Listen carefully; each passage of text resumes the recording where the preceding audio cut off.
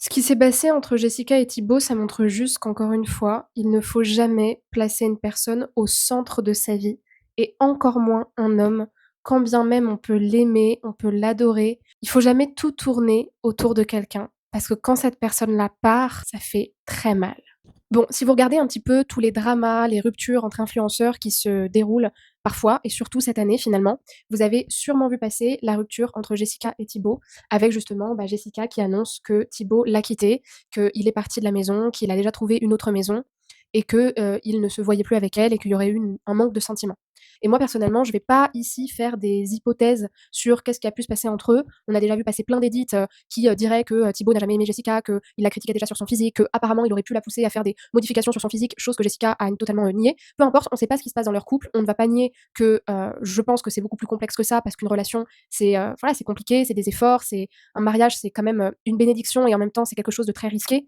Tout ce qui a de la valeur, ça génère pas mal de jalousie. En plus, dans leur niveau de vie, ce sont deux influenceurs qui sont suivis par des millions de personnes. Thibaut, c'est un homme qui est quand même jeune, qui est beau, qui doit être très sollicité, qui doit avoir de la tentation, tout comme Jessica, tout autour de lui. Donc, à mon avis, il y a eu plein de choses qui ont pu pousser à cette rupture. Là n'est pas la question. Moi, j'ai pas forcément envie de dire il a aimé, il l'a pas aimé. Pour moi, le propos n'est pas là. Ce que j'ai surtout envie de dire, c'est que ce que ça montre, c'est que quand bien même on aime quelqu'un, quand bien même on lui fait confiance et on fait notre vie avec lui, et je souhaite à toutes les personnes qui sont en couple et mariées de pouvoir le rester, de pouvoir rester heureuses le plus longtemps possible dans leur vie. On ne sait jamais ce que va donner un mariage, on ne sait jamais si ça va se terminer ou pas. Et pour cette raison-là, je pense que la meilleure chose qu'on puisse faire en tant qu'homme et en tant que femme, c'est de ne pas faire tourner toute notre vie autour de cette personne. Ça ne veut pas dire qu'on doit ne pas la considérer et la quitter ou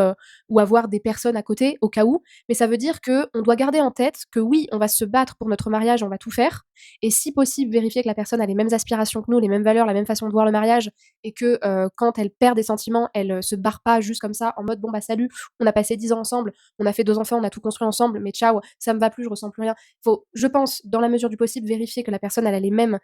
aspirations que nous en termes de relations, de mariage, de construction, même si on peut pas vraiment totalement l'anticiper et en être sûr, mais il faut garder son indépendance émotionnelle et se dire que dans le futur, on ne sait pas ce que la vie nous réserve, et on peut vivre un jour un divorce, une séparation, et il faut pouvoir, je pense, se dire que si ça arrive, on doit garder notre estime de nous, notre valeur personnelle, et se dire que toute notre vie, toute notre réussite, tout notre accomplissement ne tourne pas autour de ça. Je pense que c'est fondamental.